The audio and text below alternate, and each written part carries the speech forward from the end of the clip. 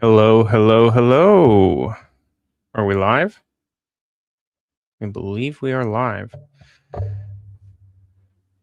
Can I just get a confirmation in the chat that we are in fact live? That you can see me?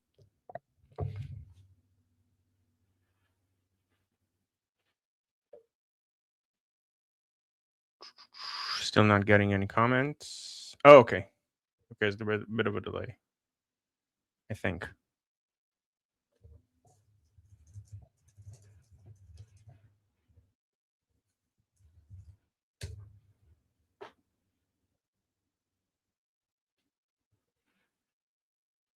Let's see.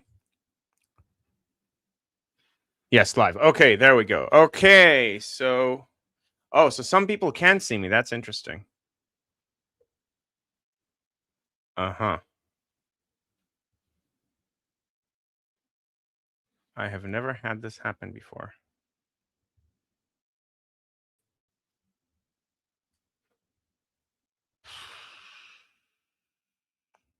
Oh, okay. Wait. Can you see Guy?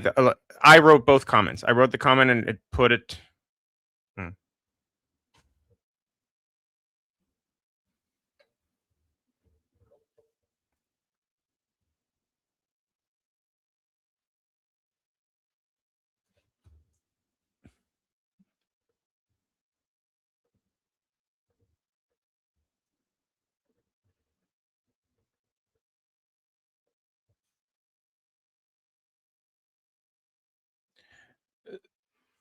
The people saying that you can see me, what channel can you see me on?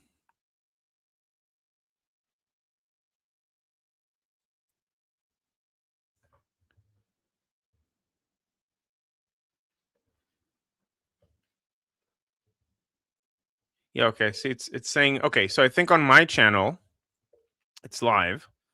But on Armin's channel, for some reason, it's still scheduled and not live.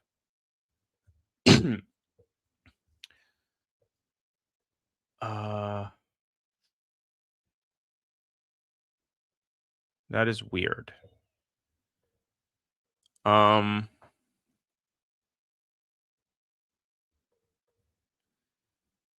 I'll try ending. Oh, it's starting? Oh, okay. Now it's okay. Okay, good. Okay, so hi everyone. Now we're live. There has been some technical difficulties. For some reason, we only went live on my channel. So welcome to Geopolitics, name very much pending, unless you really like it, and then I'll use it. But otherwise, this is your show with me. Might be called Geopolitics, might not be. So I'm Guy. For those who are not aware or not familiar, I'm Israeli. I'm part of Armin's group discussions, and this will be my slot this time of day. It's, I think, for people on the West Coast, it's probably a bit early, so you'll get to catch the replay. But a bunch of people from other places in the world appreciate having a show at this time. So we have a bunch of stuff to talk about today. Oh, by the way, so for those watching on Liberty Politics, if you're interested, this is my channel. Let me quickly show it. So this is my first time going solo, so there might be some hiccups. We will see. Okay, so this is my channel. I would highly appreciate if you go and subscribe. I intend to make, so some of my content is going to be on Liberty Politics as well, but some won't. I plan on making a debunk series on the biggest lies told about Israel. I plan on making maybe some philosophical content. I've seen some interest in the community in content regarding related to philosophy and specifically philosophy of knowledge. How can you know? Can you know that you can know? What's the best method to be as aligned with the truth as possible? I have some tips about that. So I'll be making a bunch of videos related to those topics, and also deep dives into the history of Israel and stuff like that, to keep you guys well equipped to deal with the massive amounts of misinformation that unfortunately is rampant in in the world right now regarding Israel. So, on today's show, we are going to talk about a bunch of recent updates with Israel's diplomacy, as well as obviously the recent updates with regards to the war in Iran specifically, but also the aspects of the war that relate to Gaza and Lebanon, both from an Israeli perspective, but also an American perspective. I will tell you what I think are the odds that Israel is going to join back into the war. We'll talk about some updates for those who haven't caught any. So Ali's live stream from yesterday, for example, or Armin's other streams, some updates that are highly relevant. So we'll quickly go through those, and also some general news stuff. So it's going to be a lot of fun. All right. So let's begin. Let's see some of what has happened recently. So again, apologies for any technical difficulties. This is my first time going solo. So let's 1 second.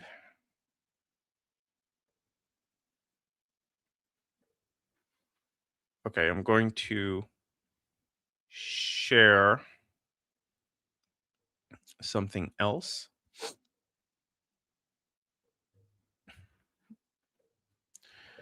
Okay, so a recent update.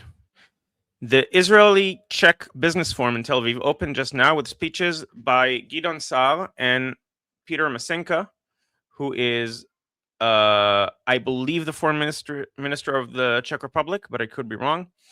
And there is a lot of tightening of relations between Israel and the Czech Republic. This is highly relevant because the Czech Republic is now our best partner for blocking anti-Israel decisions in the EU. So far, things like sanctions on Israel because of settlements and so on have required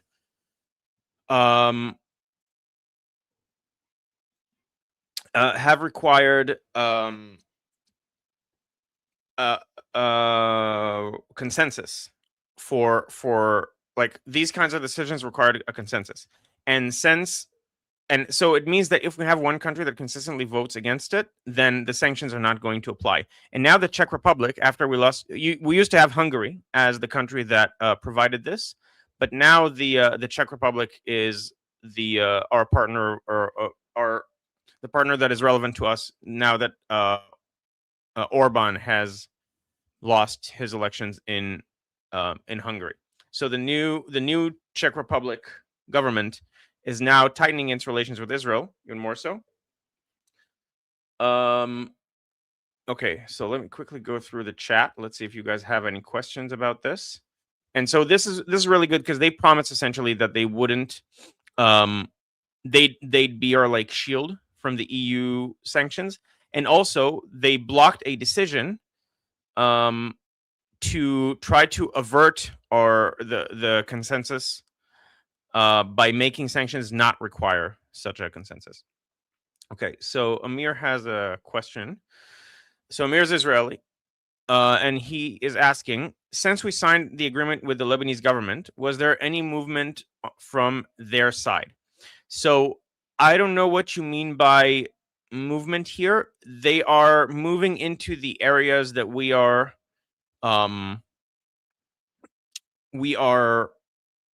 the pilot areas that we are leaving from southern Lebanon. There have been nothing official, nothing bombastic. They haven't. I mean, other than the agreement itself, which was a huge deal, saying essentially Hezbollah has to disarm, Israel is allowed to stay. That is already in itself a huge deal.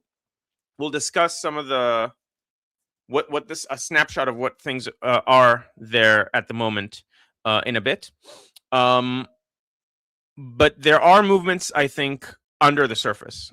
so the Lebanese army is meeting with American officials, training and trying to think of how best to take care of the situation. It's not there isn't something you can do that's like zbeng vegamarnu, as we say in Hebrew. That's like a big boom and then you're done. And you can't make big booms right now because right now Hezbollah is still too powerful and would have counter moves against you. And so there are things I think happening underneath the surface based on the public meetings that we know are happening. We also know there's going to be a bilateral meeting in the States in a few days. I don't remember the exact date. But things are moving. Things are moving. Not not quickly, but it's also fine that they're not moving quickly. They shouldn't move too quickly, I think. Okay. So let's see anything else.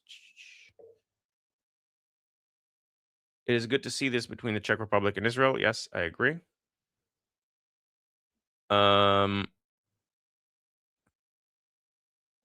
Okay, a lot of talk about Mujtaba's apparent girlfriend. Is she also cardboard, or is it a mixed marriage? And is that allowed by the Durka religious laws?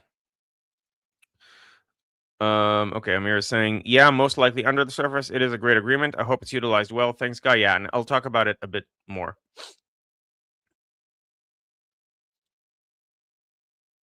Okay, so here, this is interesting. A new Lebanese initiative signed by more than 400 people from across the country's sectarian political spectrum, including Shiite, is offering fresh hope to Hezbollah's opponents. So, Joto, if you can expand on what that is, because I haven't heard about this. Now, 400 people is not a lot, to be fair. Like it could be like a change.org petition or something along those lines. In that sense, it's not really meaningful. But I'd love to hear more details about this. Okay, so let's continue. Other than the Czech Republic, our Ministry of Defense has posted this, where Israel is advancing the Israel-India technological partnership, which again, India is becoming a huge partner for Israel. A very, very strong partnership is forming, strategic alliance, as Modi called it. Modi also came to speak in Israeli parliament, which I think, other than Trump, he was the only foreign leader to do it ever since October 7th. And I think, like he usually doesn't do this, and usually doesn't speak in English when he does. So it was a huge point that was being made by him by coming and doing that.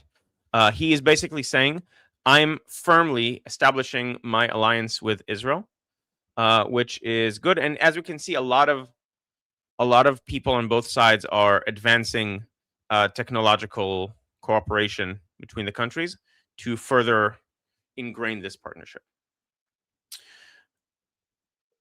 Oh, by the way, even though I'm not Armin, I still hold the capability. He taught me the secret arts of reading super chats. As you can see with the ticker at the bottom, I will read all super chats. So feel free to send super chats and I will read them, even though I'm not Armin. Okay. Next, we have so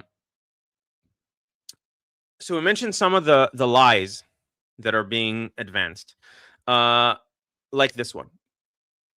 An innocent Palestinian nurse was killed by Israel. This was something that consistently throughout the war, and is still going on, has been advanced. Like Israel is shooting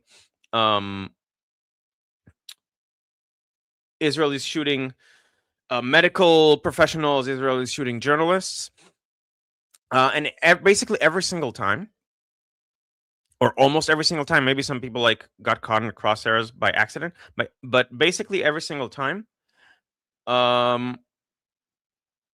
they turn out to be terrorists, part of the Islamic Jihad or part of Hamas.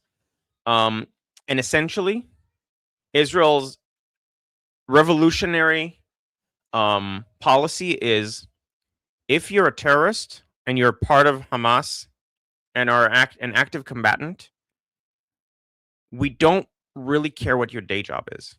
You're not immune from being targeted because of what you studied in university. Okay. Kat is saying hi, like the stream. Yes, everyone, please like the stream. And also comment and share it. Helps the algorithm. Okay. So there's this one now. By the way, this is a channel you can follow for stuff, but it's an iffy channel. It's not very reliable. Sometimes it posts misinformation, presumably by accident. But for example, this one was originally posted by Eisenberg, and Eisenberg is complaining. Please either retweet or note attribution. And I agree. Eisenberg. So the next one is going to be Eisenberg. Eisenberg is a fantastic channel on X for debunking misinformation about Israel. So if you're looking for channels to follow, I highly, highly, highly recommend following Eisenberg. He posts a lot of these, and as you can see, he also has. Let's see if this is. Yeah, he has chains of like every single time that someone is said, "Oh, they shot a doctor, they killed a doctor," and then, "Oh, by the way, he's a terrorist." He posts. He adds it to this ongoing post chain. So I highly, highly recommend people who are looking for pages to follow to find information to debunk. Eisenberg is fantastic. He's also I believe IAGS is the one where you have like genocide scholars all said that I won't say anything when I'm not sure. This could be a hoax. This could be like the hoax that we had hundreds of genocide scholars agreeing that Gaza was a genocide, and then turns out you can just pay $20 to join. So I'm not sure if that was IAGS. I'm not gonna look it up now. So he's either a genuine genocide scholar or this is a troll. This line is a troll. But regardless, he is very, very, very good, and I highly recommend him. Another one that I highly recommend is Eitan Fishburger. Also, a very excellent source for debunking things. So this is a huge investigation. Clash Report is a Turkish influence operation disguised as breaking news and is tied to Erdogan's family. So he does a whole report here. And so these two channels, I think, are the best channels, at least the best ones that I know, for debunking misinformation and disinformation about Israel. Okay. So I need to correct a little something that Ali and Armin talked about yesterday. So now I'm not going to need to share the screen. It sounded as though from them talking about the report about Saudi normalization demands, it sounded as though they gave up on the demand for Palestinian statehood.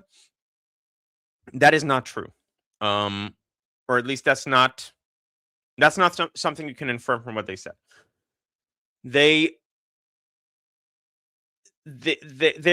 put two critical conditions to Saudi normalization. One is that Benjamin Netanyahu should not remain prime minister after Israel's next election, and the other they mentioned Ben Gvir. I've not seen anywhere that actually Ben Gvir was a condition. They actually specifically mentioned Smotrich's policies in the West Bank. Smotrich's policies in the West Bank are aimed at establishing an Israeli foothold in the West Bank and preventing Palestinian statehood, which, according to him, would be a national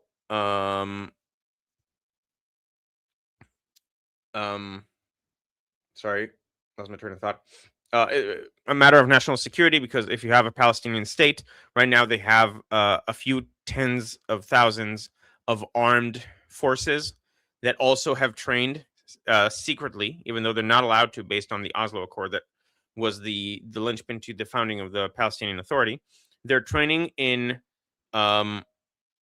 military fighting in urban areas, which, if you're just policing, which is what they're supposed to be, you should not have that capability.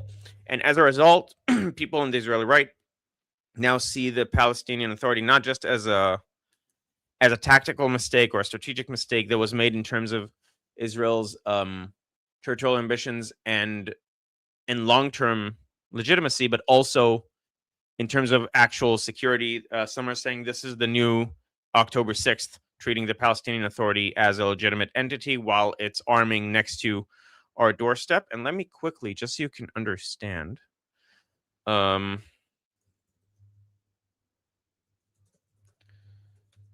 what it means. Okay. Here we go.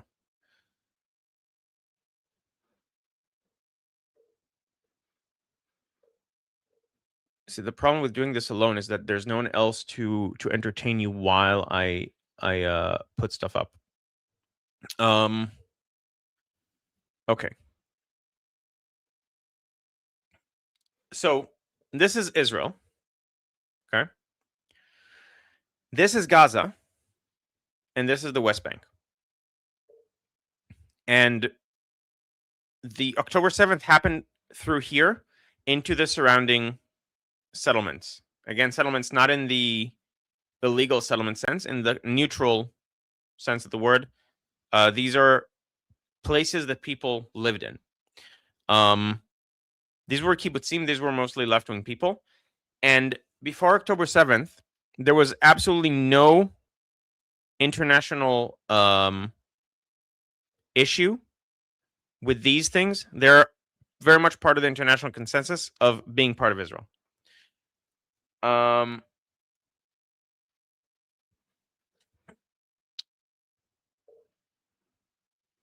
This is the West Bank. If the same kind of thing happens from the West Bank, it can be absolutely devastating. All of these areas and the biggest cities in Israel are like here. So from the West Bank to the border of Israel, it's like 15 kilometers. This is just 15 kilometers. If you have a break-in or an assault from the West Bank, it can be absolutely devastating. And they also have way more soldiers than the couple thousand that crossed through here and did all that carnage. And so this is why the Israeli right views this as a security concern and Palestinian statehood. Okay, so we have our first super chat. Arik-san is saying, what do you make of Bibi's characterization of Eisenkot as a defeatist on the Ben Baruch podcast, just campaigning, or did he oppose Rafah and Iran ops? I don't know if he opposed Iran. I don't think he was privy to Iran. By all accounts that I've managed to find, he and Gantz did oppose Rafah. However, we don't know, and Eisenkot is claiming that the protocols, if they were to be revealed, would reveal something different. I can't say. Eisenkot has a history of being a more of a like peacenik or like less eager to go to battle. Some would say it can be a good thing. Actually, this relates to a topic we're going to talk about very soon, which is what would be their policy vis-a-vis Iran. Each of the leading parties or the potential candidates for prime ministership. So we'll talk about this more in a bit. He's probably less.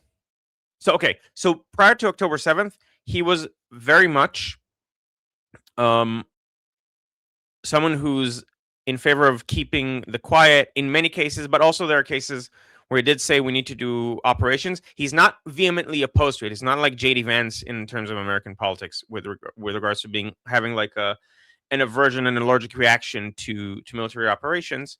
It's just that he wasn't eager for them. You can say that's being responsible. You can say that's being part of the conception or being defeatist. The issue is that Netanyahu was the same thing. Before October 7th, Netanyahu was Netanyahu was also not eager to go to war or to fight. Since October 7th, Netanyahu has changed his tune and has become way more active. And we don't know what Eisenkot would do in this situation other than the he said, she said we have from the security cabinet about Rafah. However, there is a relevant comment here from Kat. Eisenkot said on a video interview he isn't sure if Khamenei's cutletting was necessary. I have not seen that. That could also be... So that could be a bunch of stuff. One, not being sure is not the same as saying it's not. So the context could be, and I'll have to listen to it, and feel free to send me the link on School or otherwise to the interview, so I'll look at it, because I haven't seen it and I would be interested in seeing it. It could also be that because he wasn't privy to the operation and the preparations and so on, he just doesn't have the full picture of why that would be necessary. And Kat is saying I can send it. Great, thank you. And Alexan is saying sure, but Netanyahu's whole life mission was to take down the Islamic Republic. That is true, and I don't know if Eisenkot would be as eager to do it. By all accounts, presumably, like he would, just not necessarily through kinetic action. So we'll get to that in a bit. And then another super chat by BT. Hey BT, thank you for the $5 super chat. Boker Tov, says BT, and parentheses, it is 6 a.m. So presumably BT is in the West Coast. Yeah, that's the downside of doing the stream at this time, is that Americans in the West Coast are not as likely to be able to join. The upside is that everywhere else in the world, it's probably easier for than at least some of the times that the other streams are on. So even though people from the West Coast often feel like they're the center of the world, you're actually not.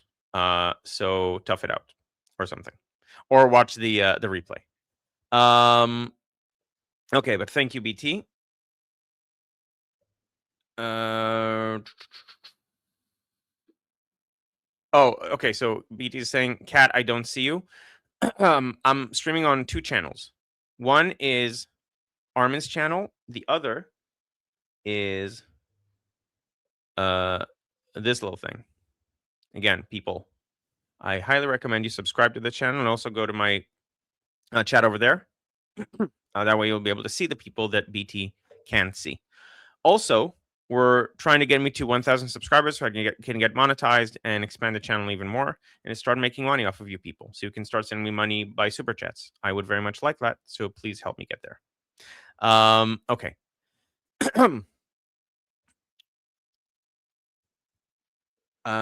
BT is saying, haha, the world is much better than just the West Coast. And Yuda from our group discussions is saying Macronistan celebrates National Surrender Day today, so I have time. Isn't every day French a National Surrender Day? I'm just kidding. Okay. All right. So let's continue on with the other things I had planned. By the way, if you have any questions about any of the things, oh, and Yuda is saying, very important, I'm over on Guy's channel for Ahavat Israel. He's saying it in the non-Israeli dialect. Purposes boosting the algorithm. So thank you, Yuda, for doing that. Okay. And every day is a surrender day in France, but today is the big one. Yes. All right. So Saudi has essentially conditioned normalization with Israel on the pulling back of everything that Bezalel Smotrich has done in the West Bank over the last 3 years. And they think that wouldn't that Netanyahu would never agree to do that, and so that's why they think Netanyahu should not remain prime minister. Arguably, you can also say that he got the reputation of a bloodthirsty maniac um, to their local population, and so as a result, they can't uh, sign the deal with him, even though they know it's not true. But they have a public that they don't want to piss off. So there was optimism from Armin and Ali yesterday that this was not a this was a softening of demands. I don't think it is. I think they still need something that has to do with the promise for Palestinian statehood. Otherwise, they can't sell it to the public. And and uh, and right now, apparently, Mohammed bin Salman, the leader in Saudi Arabia, the de facto leader, is facing pressure from Muslim Brotherhood and other such things, and he can't be weak in terms of public support. Okay. So Kat sent me the video, and I'll show it in a bit. Meanwhile, Starting Fresh 2 said subscribe to you just now. We'll go watch from your channel while you're on. Shalom, guy. Thank you very much, Starting Fresh. So, okay, really quickly, I'll try to get the clip that Kat sent me, so I can show it to you guys. Okay, it's 47 seconds. All right, so but I need to download it. Okay. Again, this would be much easier if I had someone else. I'm talking with Armin about maybe at least sometimes bringing someone else on as well. I have very knowledgeable friends who would be happy to come. Okay, for some reason it's not downloading, so I'll quickly just watch it myself, I guess. It's also in Hebrew, so a lot of people wouldn't be able to understand it.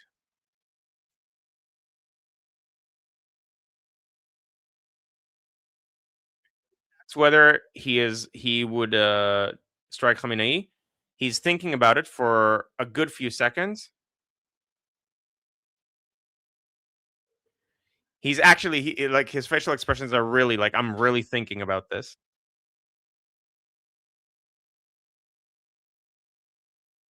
Okay, so he's saying basically whether he's asked whether he would. Uh, I I can't show it. Okay, I can try. Let's see if this works. Yeah, his facial expressions are a sight to behold. All right. Hopefully you'll see the audio this way. Okay. So he's asked whether you would make the decision, asking about regarding Khamenei.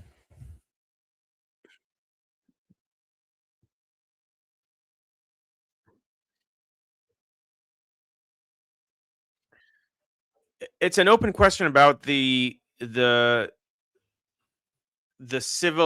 civilian leader, the 87-year-old civilian leader, whether I would target him specifically, presumably because he would die soon anyway. Um, the rest, no problem.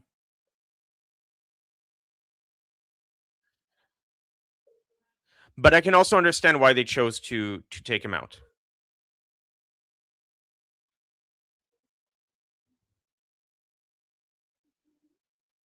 So the interviewer is asking. So I'm not talking about the issue of killing an old person, but rather.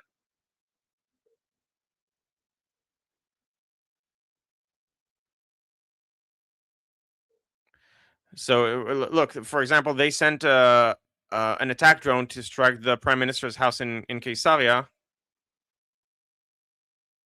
So it's completely legitimate in my eyes. Okay, so I think it's fair to say that the way you characterized it leaves out some of the nuance. Cat, do you think that's a fair statement that I'm making right now? So I understand he thinks it was a personal thing with Bibi. No, okay. I didn't. That's not how I understood it at all. I think your bias is showing here. He says, "Listen, they shot our prime minister. It's a completely legitimate target to shoot theirs." He also said they made the decision. I don't see it that way at all. I completely understood it differently. I understood it as, well, would I target him? I'm not sure, because he is about to die anyway, essentially. And he's considered, like, because he's a religious leader, is considered like a civilian in the world's eyes. The rest, no problem. So he would have done the rest, no problem. And then, like, well, putting aside the fact that it's an old person, and then he thought about it and said, "Look, they shot a drone at us. I don't see it's a completely legitimate decision to make to shoot at them." I don't see how you can listen to everything he says in context and come out with the and come out the other side with the conclusion that this was a personal thing with Bibi, because, like, a revenge thing. I don't think that's what he's saying at all. I don't think he's even insinuating it. I think he's actually making like a legitimate assessment, which you could agree or disagree with, but that's very much what it looks like to me. Okay, so Falcon is asking, no offense, I just joined, but who is he? Could someone tell me? I'm just a guy. I'm also called Guy. I am the resident Israel analyst for Liberty Politics, and I also have my own channel.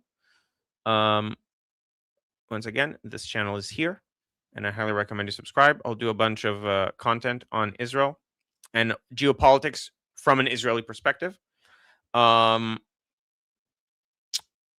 also some philosophy. We'll see, depending on how much hunger there is for it in the community. Okay. So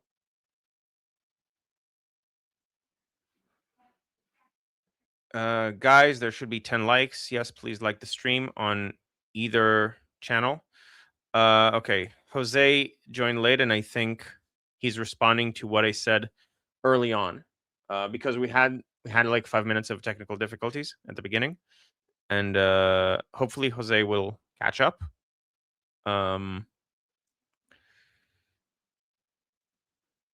So CNNN, I'm afraid to ask what the extra N is, Yuda, called Baghdadi a spiritual leader who died like a dog. Yeah, I mean, mainstream media is ridiculous, as we all know. But the question is, if you're going to an operation against Iran, you need to take into account, like, this ridiculous mainstream media. Obviously, Khamenei is the arch terrorist in charge of everything. But in terms of, like, the appearance for the world, that's a question. And Koala Katie, thank you for the $5 super chat. Is asking, would you be willing to do an Israeli government for dummies type video for us beginners, or even provide some good resources for us newbies? I'm actually sort of going to do that now. That's, I think, the next topic that I have set up, and then I might turn it into a video afterwards.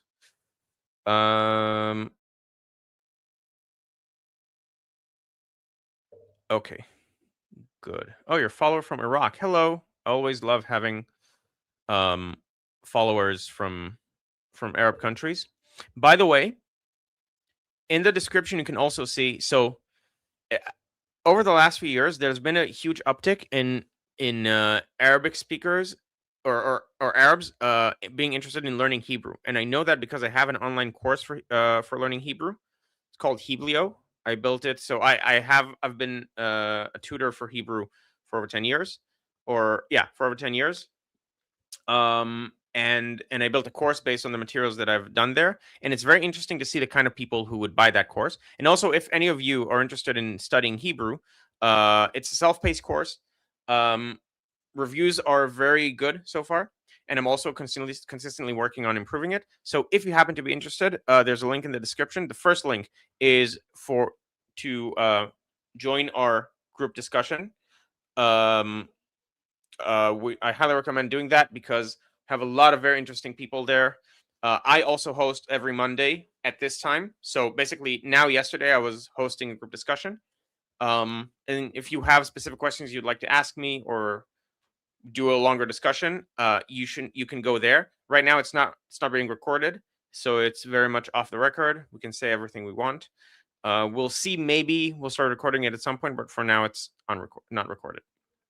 And so that's the first link. The second link is Hiblio. It's the online course. If any of you are interested in studying Hebrew, that's also another way of supporting me. Okay. Okay. Question by Yuda. Yes, guy, who does your hair? No one. I have the Tusi syndrome of my hair just naturally looking like this. Like I wake up in the morning, it might be a bit more frazzly because I sleep with a face mask on, and so it like cuts through here. But very quickly, it just sort of straightens out like this.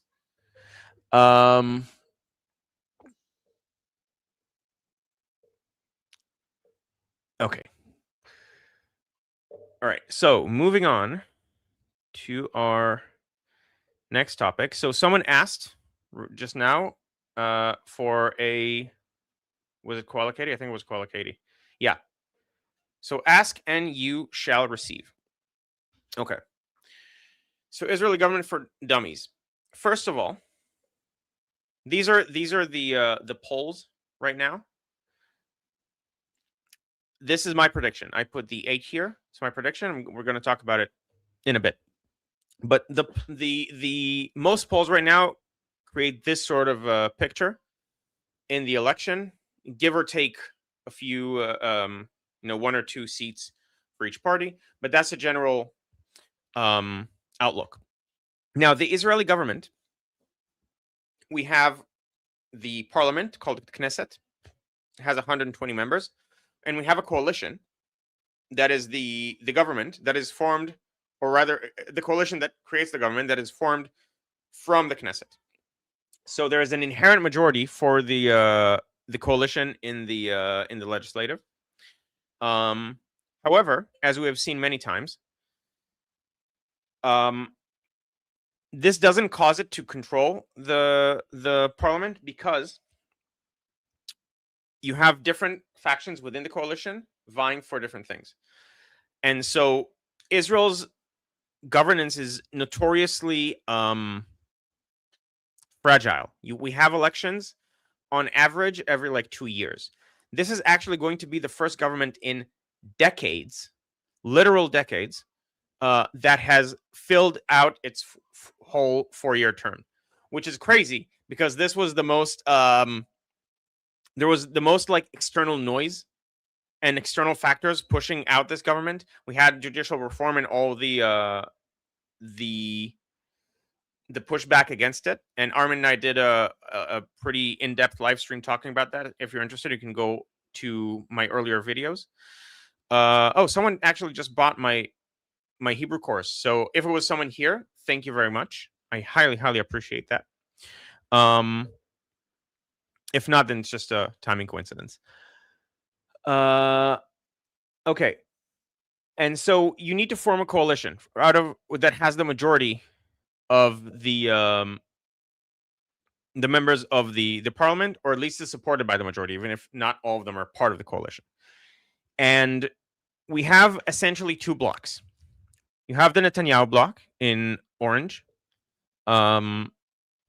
which is Likud, and then the 2 ultra-Orthodox parties, the Mizrahi one. Mizrahi is the Jews that came from mainly Arabic-speaking countries, and the Ashkenazi ones, Jews that came from mainly European-speaking countries, and both of them have ultra-Orthodox factions.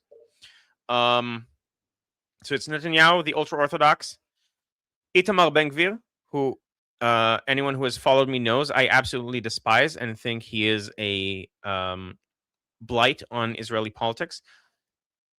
He is the far right Otzma Yehudit, Jewish Power Party, He is trying. So I think that it is a racist party, but that doesn't. And people and he supported Jewish terrorists in the past. I'm not going to get into that too much right now. But the issue, the thing that is critical to understand is that he continuously tries to hide that this is the purpose of his party. If I'm right, it could also be that he has changed his mind. In the past, he used to be very explicitly like a Jewish supremacist. His rhetoric has shifted.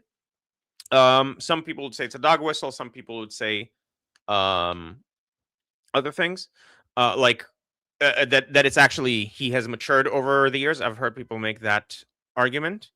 But the critical thing is that he doesn't think, even if he is like a racist Jewish supremacist who wants Arabs to be second-class citizens and so on, whatever that would entail, which I've never heard him say. But even if that is his opinion, he feels the need to hide it, which tells you everything you need to know about the electorate in Israel. That kind of position, saying it outright, would not help him electorally. He feels the need to, if I am right, and again, this is my own interpretation, and it could be wrong here. It could have matured. But if I'm right, then he still feels the need to hide those positions to get elected, to be electable. And a lot of people don't even know that he used to have like a picture of Baruch Goldstein, the Jewish terrorist, on his mantle. Like, I've spoken to people who support him, and then I said, yeah, but did you know he have the picture? And I was like, wait, what? No, I didn't know that. And then they like switched to Feiglin, who's not here. Unfortunately, doesn't have enough support. But I think he's a much better representation for the far right. Moshe Feiglin, if anyone is interested, had a conversation with Destiny, the streamer. He put his opinions out as they are. He's not apologetic about them. And Destiny basically agreed with him throughout the whole debate, the whole discussion about like on the essence, and just said, yeah, but the optics are bad and you're not going to get support for this. And you need to be realistic. It was actually crazy. It's a very interesting. It was actually interesting to see. Let's see if I can quickly find it. Look, if you look up Destiny Feiglin, you should find it quite easily. But let's see if I can post the link here as well.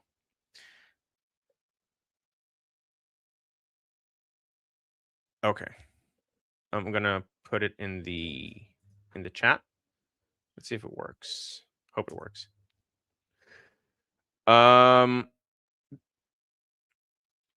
Okay.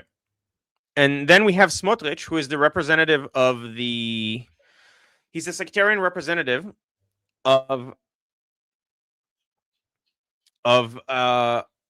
the religious Zionists.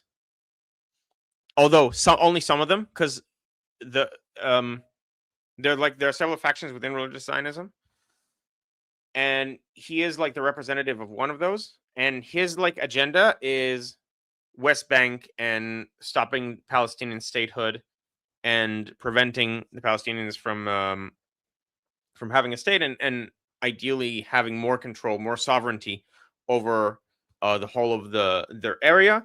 There are several models for how that would work. You can have sparse autonomy, like cities, like an Emirates type solution. I won't get into it now. It's an interesting discussion, though. So these are the Netanyahu bloc parties. Right now, according to the polls, to most polls, they are below 60 seats. They have somewhere between 51 to 52. I personally think that's underselling it. I think they probably will have like 57, but I don't think they'll cross the 60 threshold. And then the other block is right now being led by Gadi Eisenkot. It used to be led by Naftali Bennett. But Naftali Bennett, there's something incoherent. He used to be like a partner for, oh, you can see, okay. This is Naftali Bennett. He used to be a partner for partners with Smotrich. Like, he is of that same like ilk in terms of like representing the religious Zionism. However, he is more on the liberal end of religious Zionism. So, for example, he's married to a secular woman. He lives in Ra'anana, not in the West Bank. Ra'anana is like a mainstream city in Israel. And he crossed the lines to the anti-Netanyahu bloc, and unfortunately for him, I don't think it's viable because the anti-Netanyahu bloc doesn't have enough people with his level of support for settlements to justify voting for him. And so I predicted, and I was right, that very quickly he's going to fall in the polls, and Gadi Eisenkot is going to rise. Gadi Eisenkot is a much more coherent representative. Also, the party's called together. I don't know if you can see at the bottom. Okay, the party's called together because he joined forces with Yair Lapid, who used to be very, like, he's now the head of the opposition. He has 24 seats, and over the last 4 years, he has cratered. And so they partnered together under Bennett, and it's a bit incoherent. Like, what is your platform? Because Lapid is like center left or left, depending on who you ask. So we have, again, just to clarify, we're talking about the blocks right now in Israeli politics. So we have the Netanyahu bloc. We went over that. Gadi Eisenkot right now, he's positioning himself as a centrist and someone who puts the good of the party above his personal good. That's sort of what he's going for, and he's trying to make like adult decisions and think about things in a rounded way. The issue is that it's hard to pin down exactly what his positions are. You can read on their website, have like their portfolio. It's very general, and a lot of people don't really know what his actual positions are. And I think he wants to keep that ambiguity to maintain support. But I don't think he's going to be able to long term. So there are arguments whether he's dovish, for example. I've seen people say he's dovish, and I've seen a foreign entity say hawkish opposition to Netanyahu, and that's a symptom of him keeping a lot of things close to his chest. But right now he's the leader of the bloc. So it's him, Bennett. I just talked very extensively on Bennett. Yair Golan, who's the leader of the Democrats. That's the party that was very much, that's the political representation of the people who are very much against judicial reform in any way. And they want what I would call, they want a juristocracy, and this is like the representation of the media bubble, to not be very charitable. And I think that because they think that they're actually saving democracy, they're going to do a lot of things that are bad to do in a democracy, like closing media channels and ensuring that the judiciary is not going to change. And they're like the left wing party in Israel right now. They're the only one that's staunchly like, we're left. Then we have Avigdor Lieberman, who is very hawkish but very secular, and he doesn't want to have a partnership with the ultra orthodox. And as a result, he moved to and also he has a personal beef with Netanyahu, and as a result, he moved out of the right wing bloc. The issue is that this side also doesn't have 61 seats. So right now we have two sides that are hovering a few seats before or below 61. Now, how does that make sense? Because we have Arab parties that are not considered legitimate partners, not because they're Arab per se, but because they seem to fundamentally disagree with what Israel is, which is a Jewish democratic state. They still have members of parliament. They're allowed to run. They're just they're politically toxic in terms of forming coalitions with them. Mansour Abbas is trying to break that mold by actually being more not pro-Zionist, but okay with Zionism. He has mentioned that Israel is a Jewish democratic state, and he accepts that. He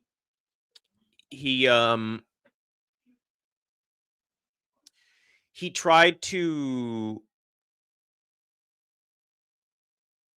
or rather, there were clashes between Jews and Arabs in certain mixed cities, and a synagogue was burned down, and he went there to condemn the attacks, which is something you usually don't see from Arab members of parliament in Israel, or at least if Ayman Oda does it. So this party is like the Communist Party in Israel, and they have usually like one token Jewish person in the party to say that no, we're not an Arab party. We're just communists.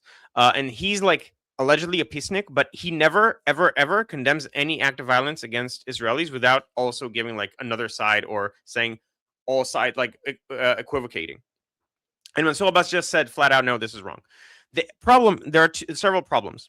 One is that I haven't seen it myself, but I've heard reports that he has went on Al Jazeera and basically said, yeah, I'm fooling them just to be able to get into the government, because he was part of the previous government run by Naftali Bennett. I'm not going to get into too much. I think probably already getting to too much, but might as well. We're here. Let's finish this. And his party has ties to the Muslim Brotherhood. It's another small issue that makes it a problem for people to put him in government, especially as like having the government by the balls, because if you only can get past 60 with his support, then he also can break apart the government whenever he wants, and then he has too much power. And so because neither side is likely to have more than 60,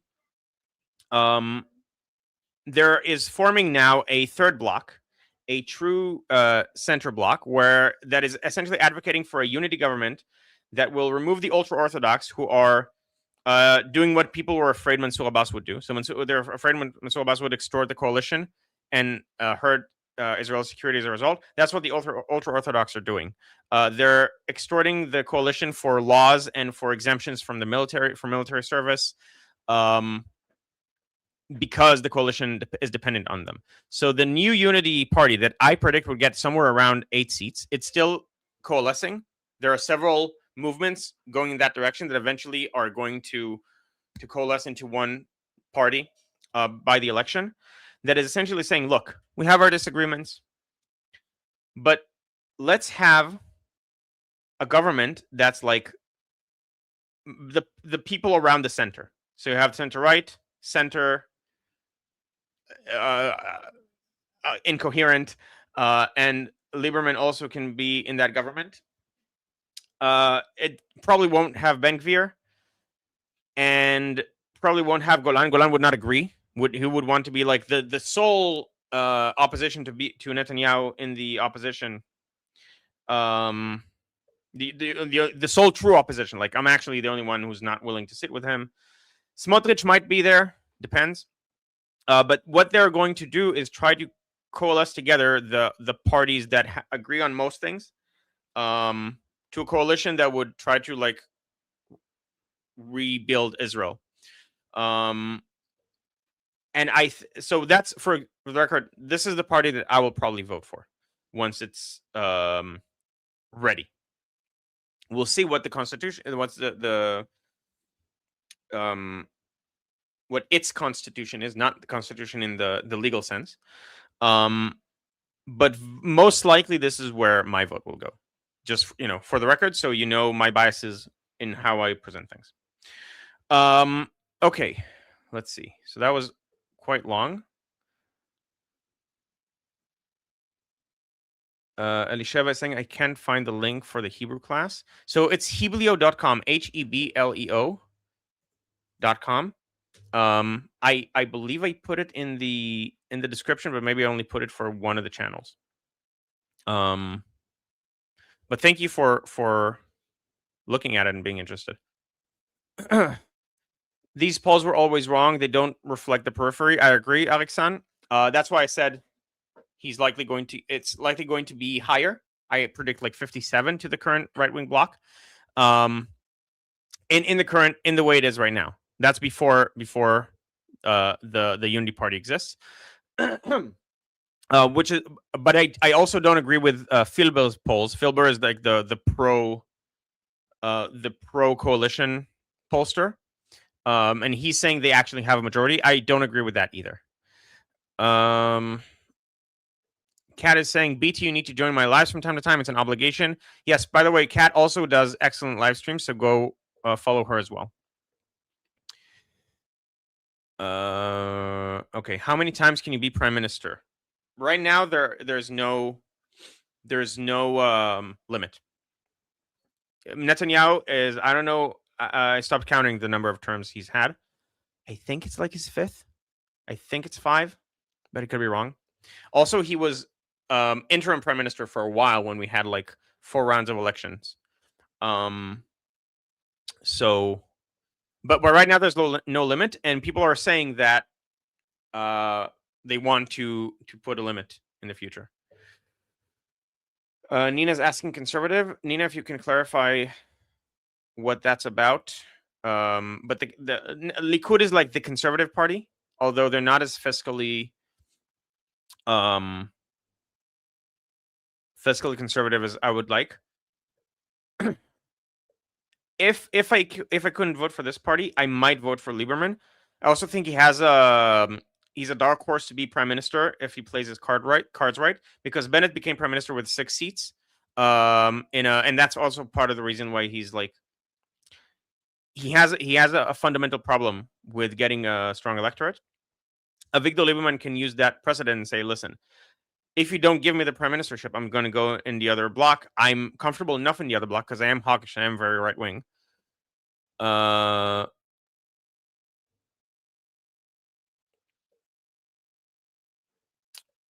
Yeah. So he has some. There's some analysts are saying that there is actually a chance that Lieberman would become prime minister.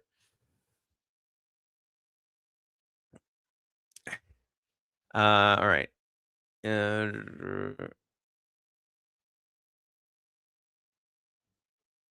Isn't he himself Mizrahi? I assume you mean Eisenkot, and the answer is yes. Eisenkot is Mizrahi. That also gives him like an edge in Israeli politics because the Ashkenazis are considered to be the elite. Bright Flame is saying Ben Gvir is a horrible person and so bad for Israel. I agree with that. Likewise, Smotrich. I don't agree with that as much. I think Smotrich is fundamentally a more serious actor, and he is advancing things that while I disagree with, I would disagree with him on a bunch of stuff. Like if you look at podcasts, he's fundamentally he has well thought out positions. Feiglin is a libertarian. Yes, that is true. So Feiglin is the person I wish would replace Itamar Ben-Gvir as the representative of the far right that is not sectarian. I think he's much more eloquent. He has way more thought out positions. He's not as much of a populist. So I think he would be a better representation. But again, I'm not of that block, so maybe I'm wrong because he's not the representation.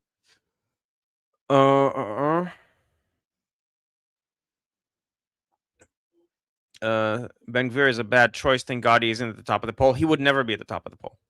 Ben-Gvir, people who demonize Israel assume that Ben-Gvir is representative. The opinions of Ben-Gvir are representative of the majority of Israelis, and that's just fundamentally not the case. Okay, this is, for the record, I put in the chat the Destiny Feiglin debate. I think it's very interesting. If you're interested in Israel. Oh yeah. Okay, now I see the issue. Okay, so we meant Itamar Ben-Gvir is Mizrahi. Yes, I meant racism towards Arabs, not towards other Jews. Like he's a Jewish supremacist. Would be my read on his internal thoughts, which I always caution against, like believing too much your own internal imagination when someone secretly thinks that they're not saying. But that is my impression, and I'll keep it at that. And I could very much be wrong. Okay. So I didn't see this comment before. I feel like the anti-Israel crowd, but that's exactly what I said. So that's a very cogent point, Koala. And again, cogent because I agree with it. So it's obviously very smart, and I obviously think it's very smart because it agrees with me. So Koala is saying, I feel like the anti-Israel crowd tries to make Ben-Gvir the norm in Israel. Yes, that is exactly what's happening. They're trying to paint all Israelis like they're Ben-Gvir.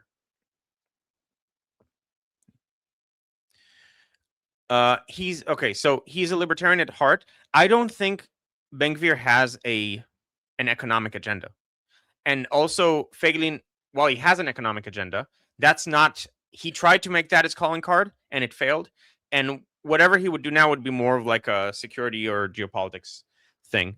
He also has the economic agenda, but that wouldn't be the main thing he would run on. That's why I think it would be a good representation of that level of right wing thought in Israel. First man before Bibi, meaning Eisenkot. I think it would be good if you added Bennett to his cabinet. So the right wing in Israel really hates Bennett and thinks he no longer holds the position that he claims to hold, or that he maybe never held them, and that he would sell out anything to have a role. I, however, tend to agree with you. I think Bennett would be able to, even if Eisenkot is too dovish, I think Bennett would be able to even it out a bit in the cabinet. But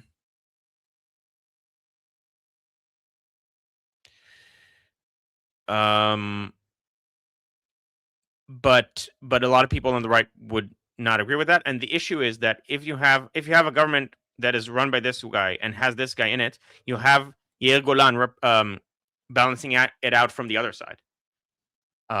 So you're not going to get Bennett with a lot of. And by the way, I think 16 is also too much. I think he's going to crater.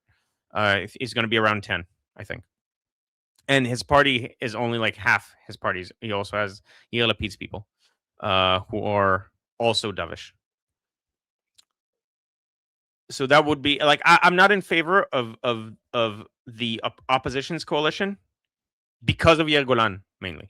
That's my main point of concern with the opposition's coalition. Otherwise, I think they're fine people, and Lieberman is very hawkish, and Bennett is hawkish enough, and Eisenkot is not opposed to, like, he's not dovish. He's just maybe not as hawkish as one would want. Okay, let's look at more.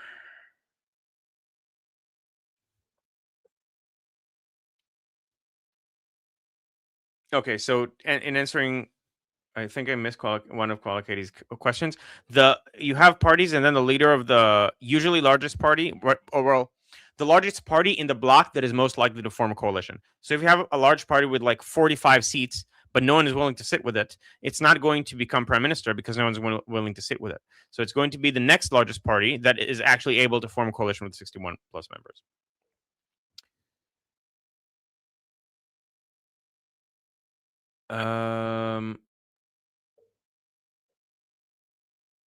So David is saying you're not mentioning that Mansour Abbas is part of the Muslim Brotherhood and has in the past met with Hamas leaders. I didn't mention that he met with Hamas leaders in the past. I did mention that he's part of the Muslim Brotherhood. Oh, so it turns out I need one more subscriber to hit 500. So someone, please subscribe. Preferably a lot of someone's. This is very educational. Thanks, Guy from the USA here. Glad to hear it. While communists are everywhere, says Samir. Yes, but I mean they're not a. So this is the communist this is a bunch of different movements together, and one portion of this movement is communism. But communism has very, very low traction in Israel. However, Israel is too left-wing economically to my liking for historical reasons. I think there's a lot of stuff that needs to happen to free up the market in a smart way. Oh,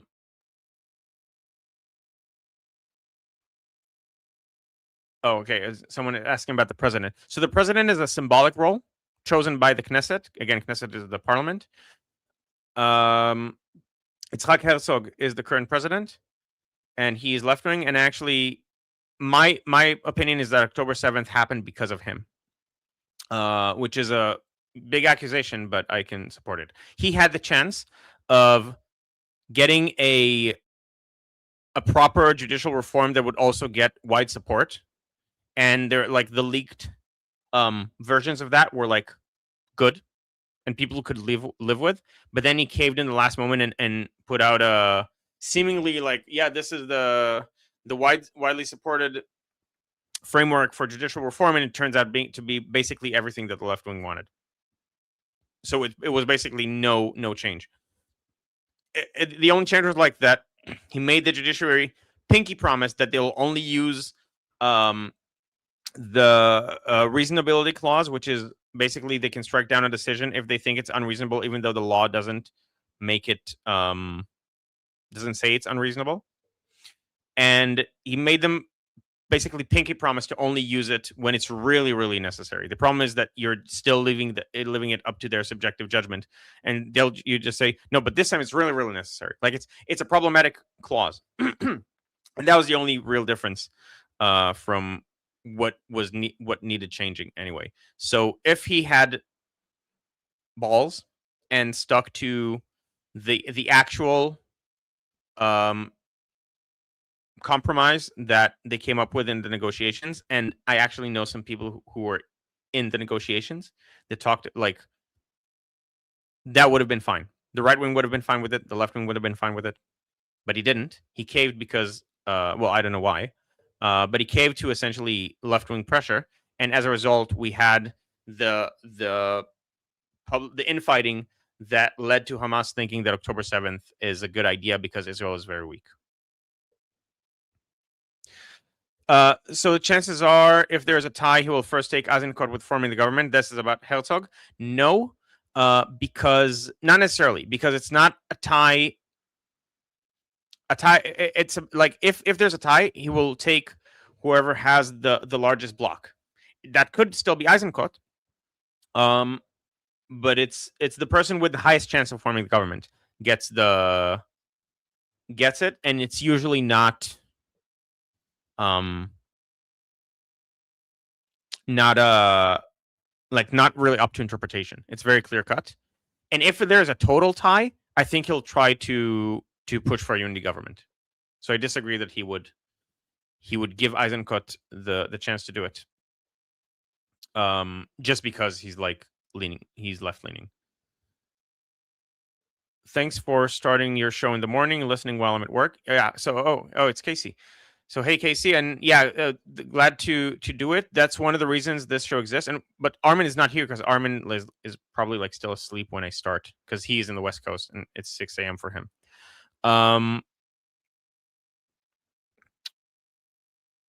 But yeah, so that's what we're doing. We're trying to expand the schedule so that more people would have a chance to go for our live show.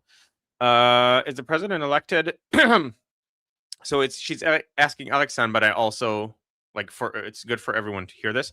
The president is elected by the members of the Knesset, and I think it's in an anonymous vote, but I could be wrong.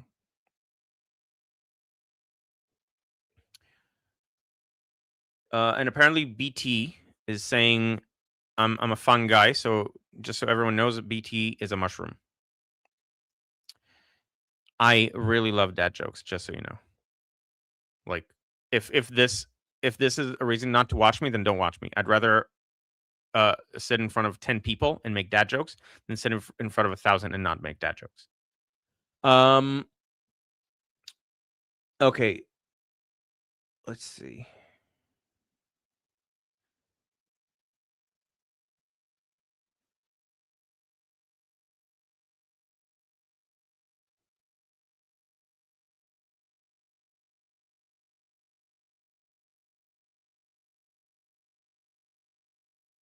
Okay, so BT, did I answer? How does that connect to October 7th? I tried to give a very short rundown. Oh yeah, okay. So okay, I assume that's what you said it about. If we all hit the like button when we log in, it helps pop the YouTube algorithm. And okay, if we all hit the like button when we log in, it helps pop the YouTube algorithm. So this is from Soapbox, and that gets the members to notice. Yes, so please do that. Please hit the like button, share, subscribe, comment. All these things are very good for the algorithm and for pushing the stream to other people. Oh, Armin is in his Farsi class now, I think. Could be. Okay. What is your position on settlement expansion? We should not let messianics set the agenda for a secular state. So Bright Flame is the person who was against Ben-Gvir and Smotrich. I used to be very much against settlement expansion up until October 7th. Right now, I'm in favor of Moti Keidar's emirate solution, where you have a bunch of municipalities that are run independently that are under Israel's umbrella, like what the sheikhs in Hebron wanted. And there's a Wall Street Journal article where they basically say this: we're willing to recognize Israel as a Jewish democratic state, and we want to secede from the Palestinian Authority and become our own independent thing that is under the Israel's umbrella. And I think you could start a pilot there and hopefully expand it over time because of the enormous economic benefits that it would give them. Right now, I think that the Palestinian Authority, especially after its reaction to October 7th, is too much of a risk security-wise, and I don't think it should continue to exist. And I say that with pain because I was very much in favor of the two-state solution for a lot of my life. And as a result, I'm not for the settlement expansion as it's happening right now, but I think the push should be made for the emirate solution. That's where I currently stand.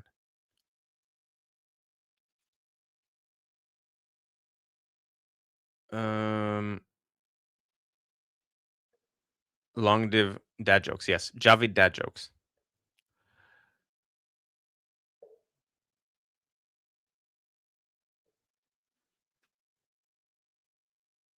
Let's see if there's anything else. So, guys, let me know if this was helpful. If it was too much information, not enough information. I held there was not enough information. But if it was too much information, if it was hard to follow, let me know.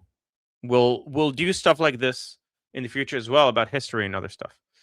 I mean, right now I'm not actually doing anything with the shared screen.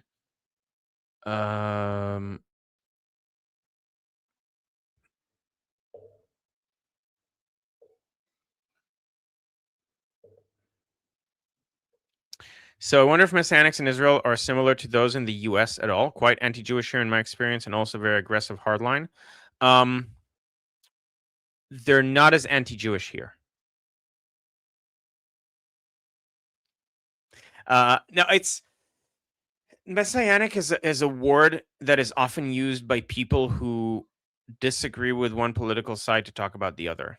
But and this used to be the left talking about the right. The right is since co-opted in saying that believing in the two-state solution is just as messianic, it's just as divorced from reality, and hopeful about maybe at some point something good would happen. As the messianics who think that the Mashiach will come. So the messianics are basically saying it's fine. We should do what the Bible says because eventually God will be on our side, even though we don't have concrete reasons to believe that this is what we should do. Jose is saying perfect, no change needed. Thank you, Jose.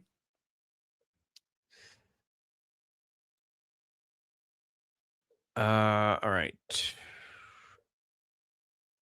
History. Okay, so Yuda wants a history of the Palestinian kings.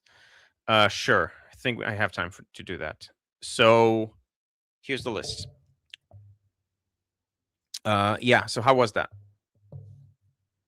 I think I was pretty thorough, right? I went through all of them. Okay. So Alexan got to disagree that the judicial reform is connected to October 7th. Rather, it was our fault as a nation as a whole for thinking that our technological edge will keep us safe. I mean, it's more than one thing. But I think that this, as far as something you can pin on a single person, other than the obvious, like Ronen Bar and the security establishment not waking up Netanyahu, not necessarily. I'm not sure if it would have changed anything, but at the very least, they did not do what they needed to. I think that Herzog's decision at the time, if he had not caved, I think October 7th would not have happened.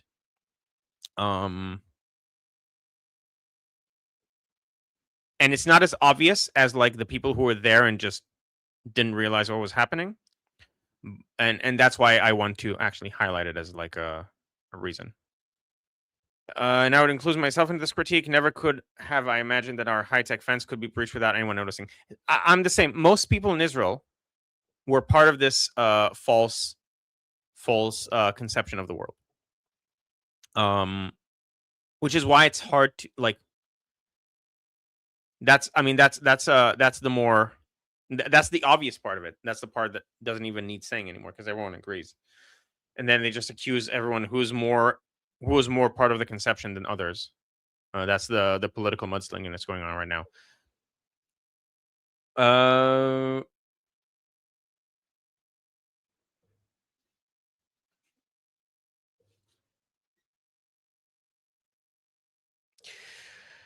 So I have a lot to learn about Messianic Jews. Right around the corner from where I live is Messianic Jews temple, and they were harassed by nutjob Nazis last year. So there's something important to understand about this soapbox. There are many, many, many Jewish sects. You have Chabad, and I assume that the one you're talking about is Chabad. There's Messianic in the sense that we actually already had the Mashiach, and he's going to come back. We have a recent one that's like that as well. That's Chabad. But there are other sects, and the point is not like the Messianic Jews are usually outside of Israel are Chabad.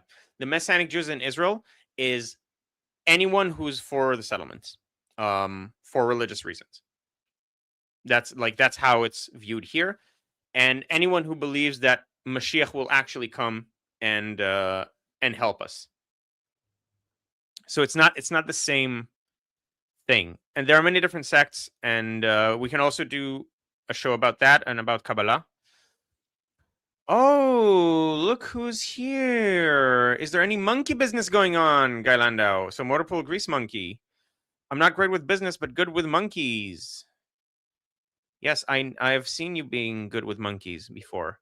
So guys, really quickly, the person I am talking to right now, as I'm sure you know, he now does the slot with Armin. He stole my slot with Armin.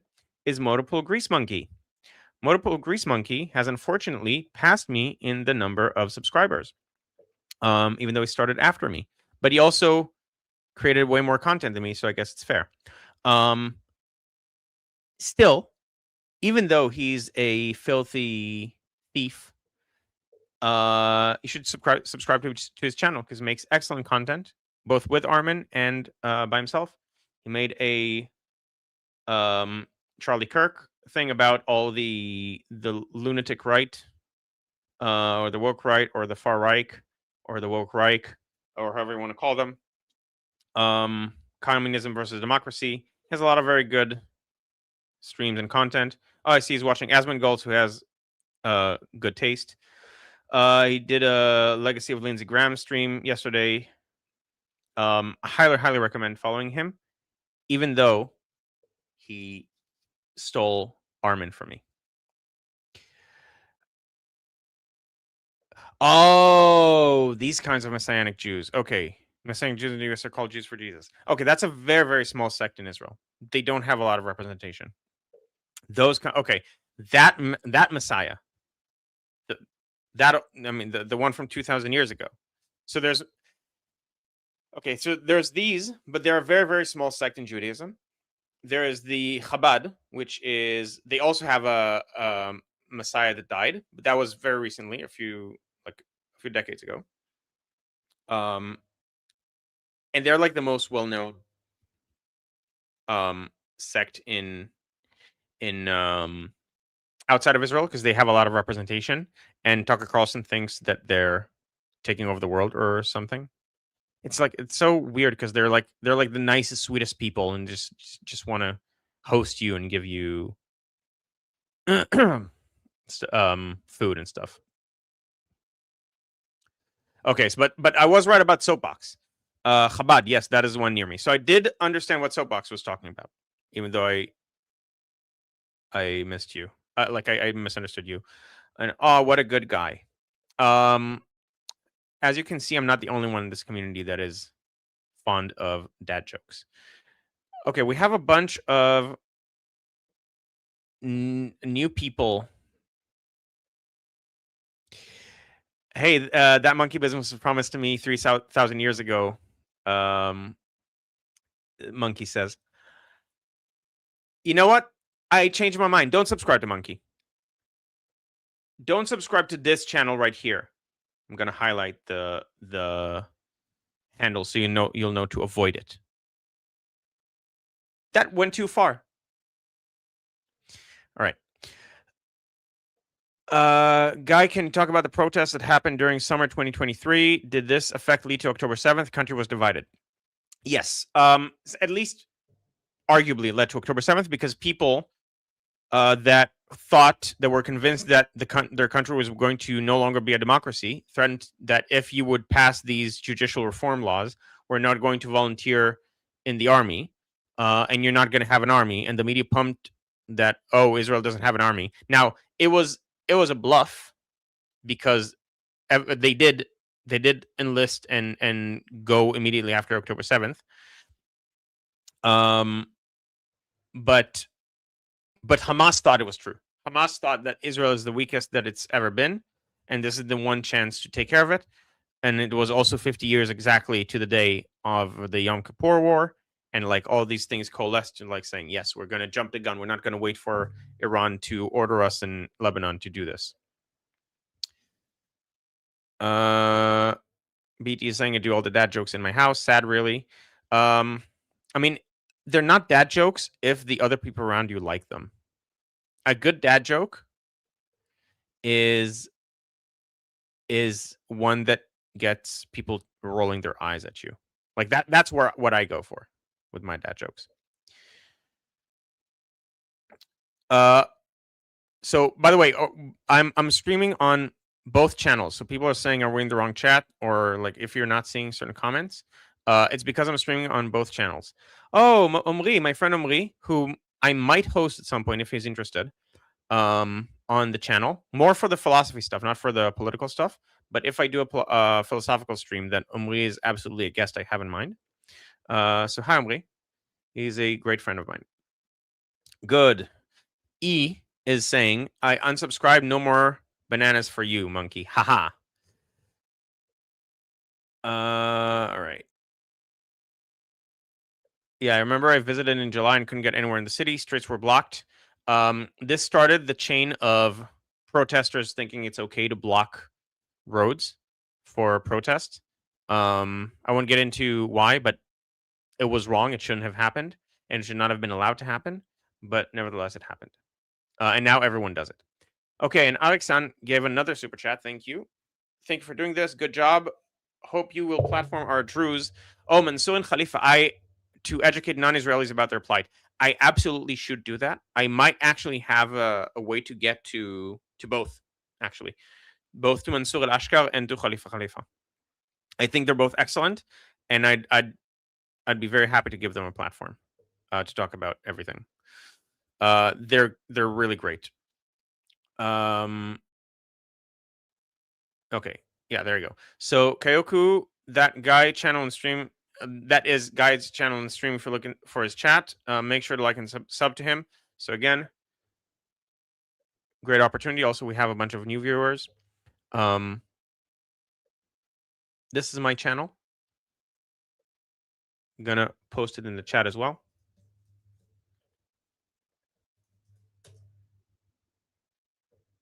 I probably should have put it in the description. I'll put it in the description once we're done.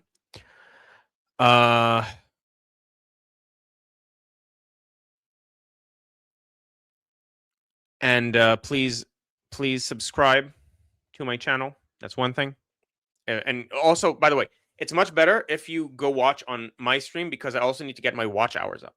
And so the more people who watch on my channel help me get my watch hours up so that I can get monetized once I have 1,000 subscribers. Okay. What else? Jose is saying, be like Jose, follow Jose's lead. I'm subscribed to Guy, Monkey, and Armin, also Goldie and Tusi. Yes, do exactly all of this except Monkey. Monkey saying, I heard a prophecy that some guy was promised to co-host with me and get as many of my subscribers as I could share. It was foretold 3,000 years to soothe the guy's insomnia when it comes. Yes, so Motorpool Grease Monkey has offered me, which I'm sure was a fake offer because he knows everything about my sleep schedule, to host to come be a guest on his streams. And the problem is that his streams are at 3 a.m. in Israel, so it's going to be hard to manage. If at some point it works out, I would be very happy to do so, even though you're a dirty thief. Also, you're free to come on my channel, and whatever subscribers I have that you don't already have, they'll hear about you that way. Oh, Jose, are you not sub to Ali? Oh, that's a good point. Jose, you should sub to Ali as well. Okay, BT is saying, but Chabad doesn't not believe in Jesus. They have Menachem Mendel Schneerson. I just never registered he was a Messiah. That's wild to me. Yes, they considered him to be the Messiah.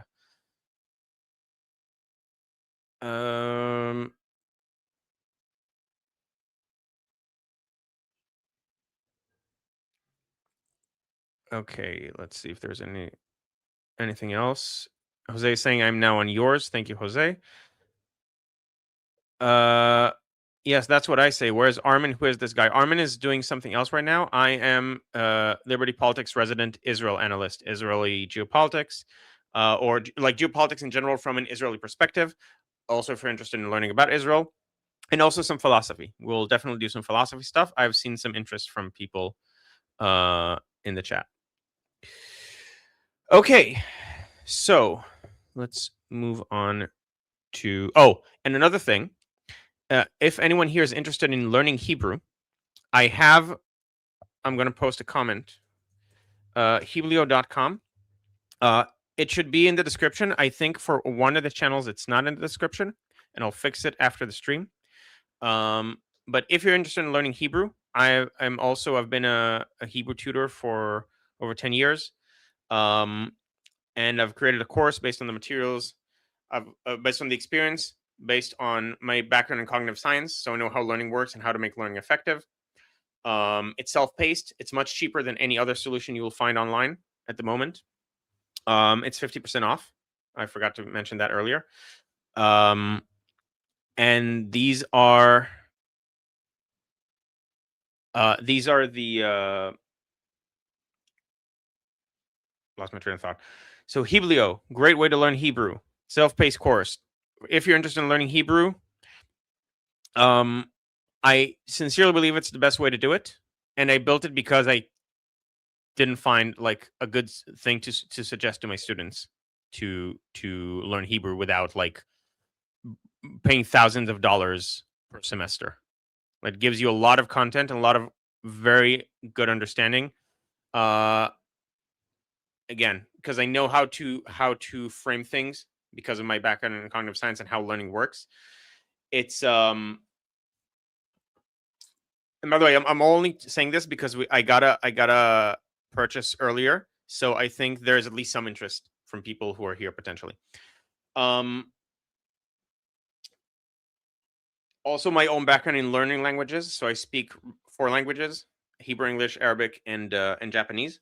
I'm about to learn Spanish and or Farsi. But I have a lot, like I've seen myself what works for self-paced and for leading oneself in learning. And so you can do it at your own time. It's way cheaper than other ways of learning Hebrew. So if you've ever thought of learning Hebrew, that's legitimately the best way I think to do it. Okay.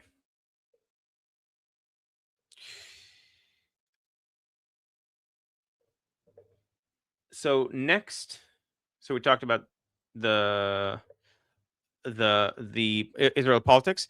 Another thing, so I made this also with AI. Someone asked me a while ago about Israeli media, and this is a very simplified version. There are other sites and other outlets as well, but generally, Israeli media is it's not really center. So you have like the mainstream bubble, which is like the channels in America. So channel 12 would be akin to CNN. Channel 13 would be akin to MSNBC.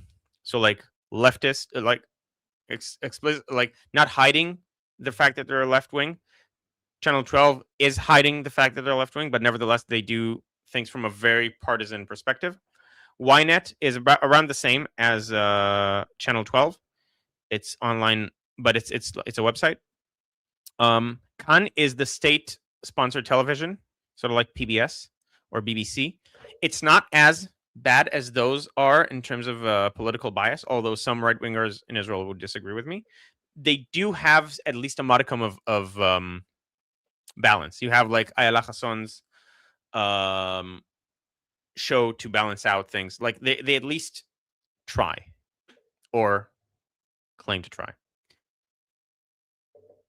Okay, Subbox is saying, Guy, we'll talk epistemology sometime, the most interesting branch. I completely agree. Epistemology is the analysis of not just the analysis, but the how to know whether you can know.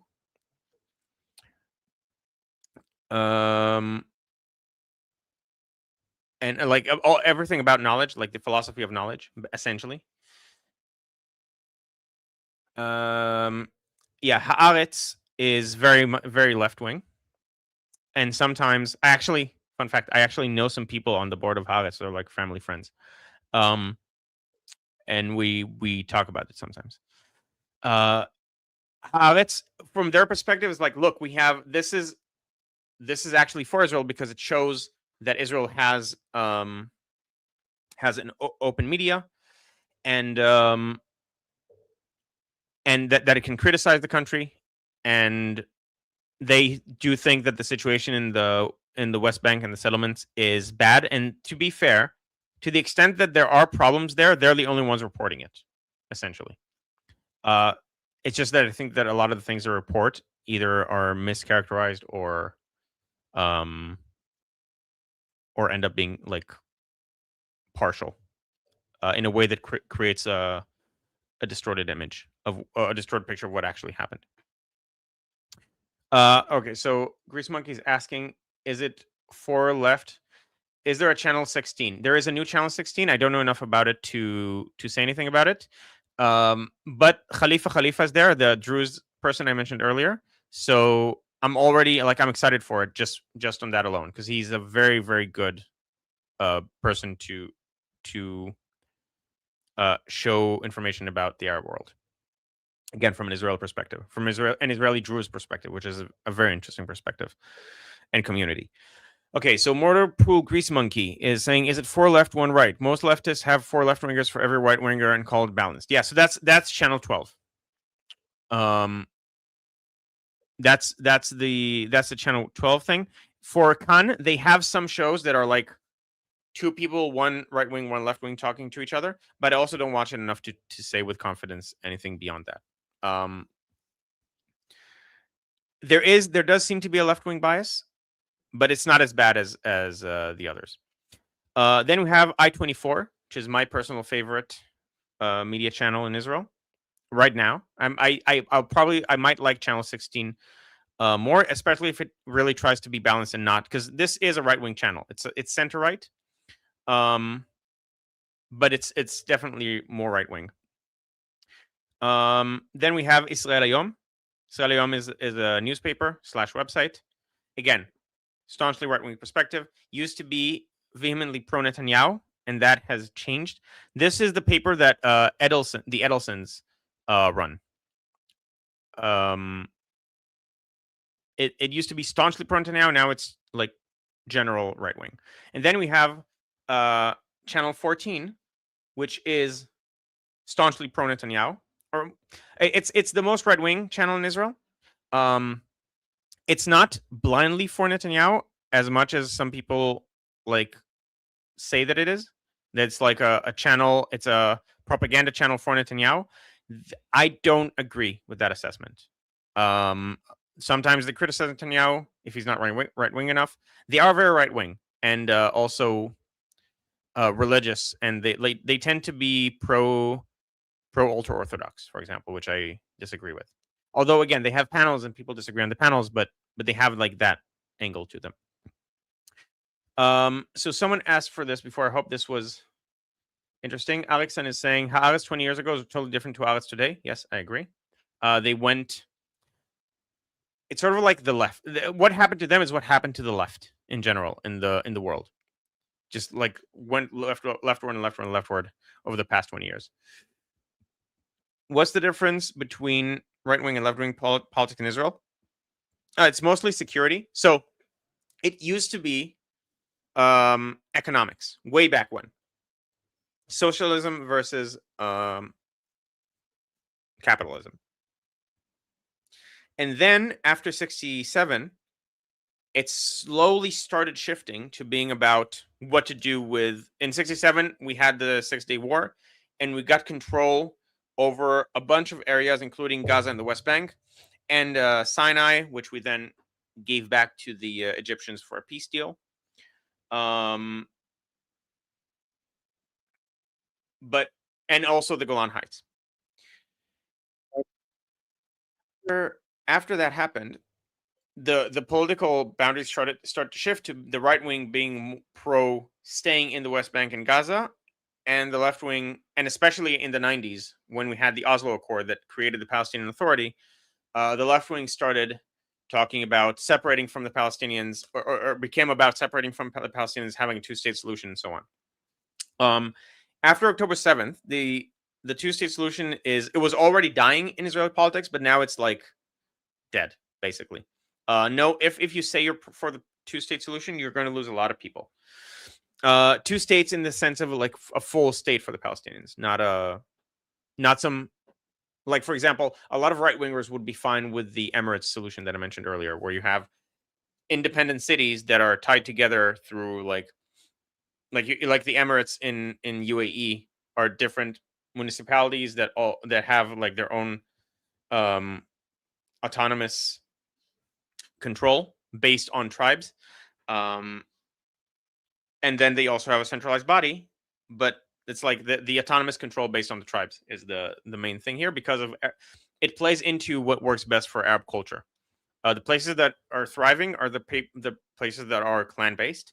The places that aren't are the places that had Western notions of nationality imposed upon them from outside. Iraq, Syria, Lebanon. It's when you try to put a bunch of tribes together and there's constant fighting there. So if you do a solution that's based on the tribal aspects of the country, it's it might work better. That's the claim there. And so you create municipalities that are based on the main tribe of the municipality. And a lot of right wingers would be fine with this solution, but not a full state based on the Palestinian Authority.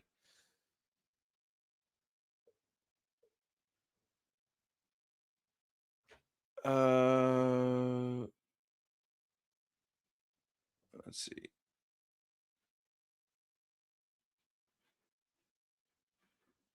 Okay, I'm not gonna read one of Grease Monkey's comments. Bad Monkey, the one about Khalifa. You know what you wrote. You know what you said.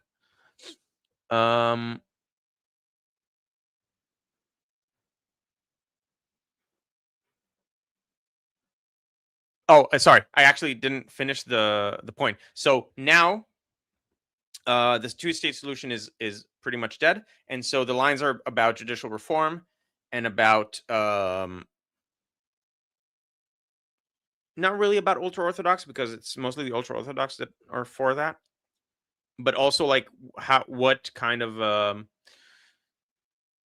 posture we should have for the world, and what we should do with the West Bank. Like it's still a bit there, but the lines are becoming a bit different. And judicial reform is becoming a big sticking point.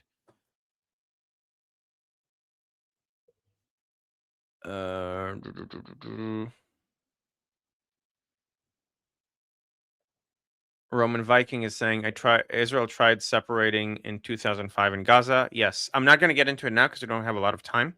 That's one of the things that led to the two-state solution becoming way less popular.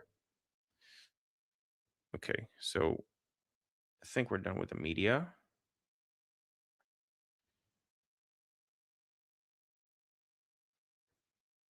So What about Jerusalem Post, Times of Israel, JNS? All these, I gave you like the main ones. Those are mostly read by non-Israelis.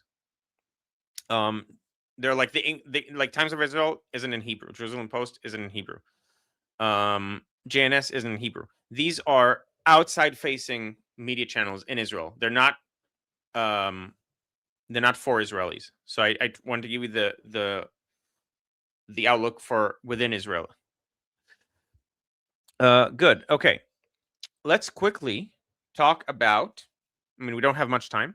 This took each topic took longer than I expected. Ahmadinejad, and like, what's up with that, right?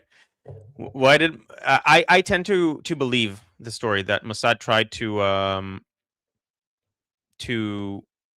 enlist him? I think it was a bad idea, and it's easy to say in hindsight. But I can see why they would try to do that, because he has a lot. I mean, Armin said this already. He has a lot of support in the villages, and if you want someone to do a surrender phase, that could be the person. I just don't think you should believe him. Like, he's unreliable, very obviously. And again, it's very easy for me to say this in hindsight. It's just that between this and the arming of the Kurds, I think there were some fuck ups that Mossad did that they could have avoided. That, like, now there's a new head of Mossad that came from outside of the organization, and I think the reason for that is that Netanyahu very quickly understood that there were blind spots in Mossad's outlook in terms of what the general Iranian public wants, that need to be corrected. Okay, so this is a good comment. Thanks, Guy, for the media explanation. I have to go to work, so I will watch the recording later. Quick question: does watching recordings up your view count? Absolutely. It's a live stream, and once it's done being a live stream, it's just a video that you can watch. And it absolutely, like, just like any other videos. You can watch this. You can watch other videos. If you watch the backlog of interesting live streams I did with Armin and the videos from them, that also ups my my watch hours. So it's absolutely something you can do, and I don't expect everyone that watches this to watch it live.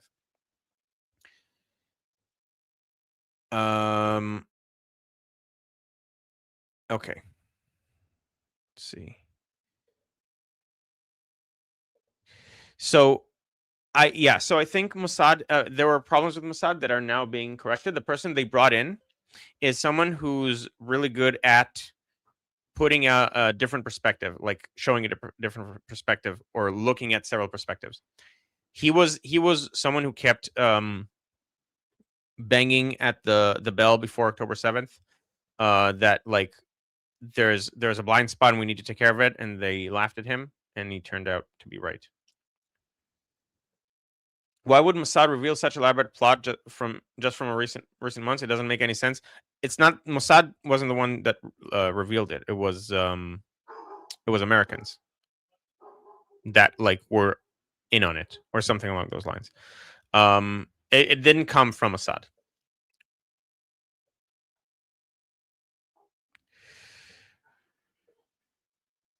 Okay, Motorpool Grismong say, yeah, that's why I'm here. I'm gonna play the backlog too. Being here matters. They love retention. Yes, that is true. I mean, if you can be here, that's great. But if you can't, then it's also absolutely fine if you watch it back and watch it after the fact. Okay. Okay, I had other topics, but we're not gonna have time for them today. Whichever ones are relevant, I'll do next time. I might do another one tomorrow. We'll see. I need to see what my schedule is like. So unfortunately, I can't do it yet every day. I'll try to ramp up to that. But for now, I need to, like, arrange my life such that it becomes viable to do. Yeah, no, I'll the rest of the topics I have are for I have 10 minutes, and I promise to talk about whether I think Israel will join the war. That's actually the the hook of this video, so I might as well talk about it at some point in the video. Here's the thing: Israel will join the war if, like, Trump willing. Okay, so if Trump wants us to join the war, we will join the war. We have a bank of targets. We have things we'd like to get done. We're very eager to get it done. If we're not needed for now, we're comfortable chilling, as we are. The regime is getting weaker by the day, and we're not getting bombed. And that's nice, not getting bombed. But us getting bombed is not a deterrent factor for joining the strikes. There's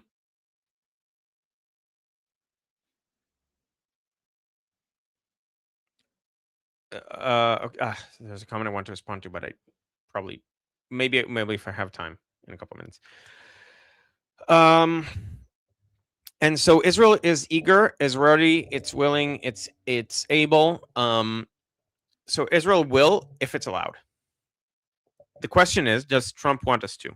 I suspect that Trump will want us to join eventually.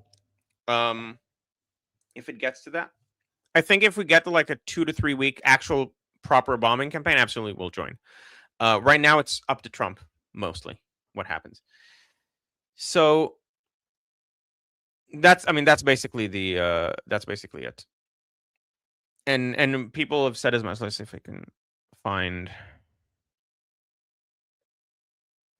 Okay, so this is what I want to show. Israel is bracing for potential escalation in its conflict with Iran as military preparations and strategic assessments signal a readiness for the next phase. And then had another one. And Israel also, because of the recent escalation, has extended emergency home front status 2 more weeks. Knesset Foreign Affairs and Defense Committee approved the government's request to extend the special emergency status on the home front through July 28th, 2026. So basically, Israel is posturing. It's like, let's assume it's going to happen. And be prepared for it. So very much the willingness is there. The will is there. Okay, so a comment I wanted to respond to. Netanyahu doesn't want another toady in there. I thought the new head had no Modi'in background. So this is a comment that is basically indicative of what the anti-Netanyahu bloc, the way they view his decisions. Their claim that he put people in there that are close to him to do his bidding, essentially. So he put him there. He put Zini in the head of Shabak. Actually, and they are very different than the people who were there before. The problem with the people who were there before that they were explicitly not willing to do what the elected ranks wanted them to do, and that's a problem. You can't have a secret police that's not beholden to the government. It also has to be beholden to the law, but it needs to do what the government tells it to do. Otherwise, you have a police state. And in no way, no place other than Israel is that considered even remotely legitimate. And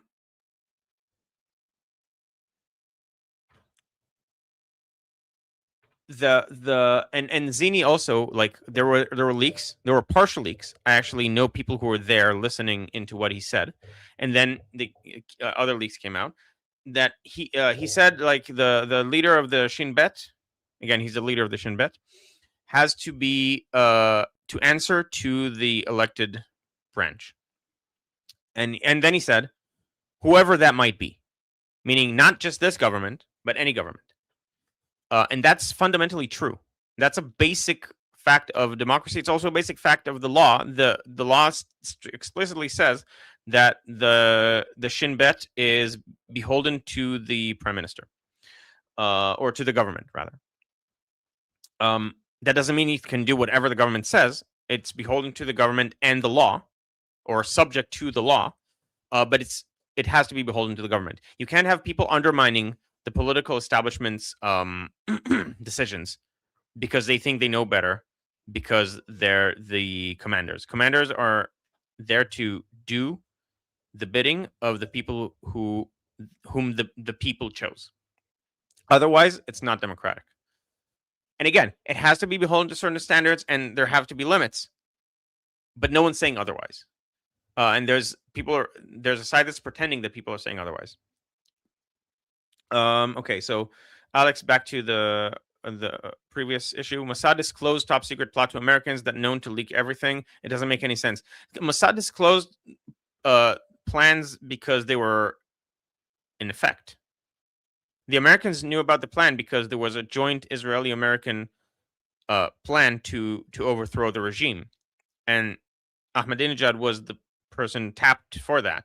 And so the Americans sort of have to know, if you're going to bomb Iran together, that, hey, this guy's an asset, right? And like, you have to share that. It's not necessarily for the purpose of getting leaked. It was leaked a while ago, and now again.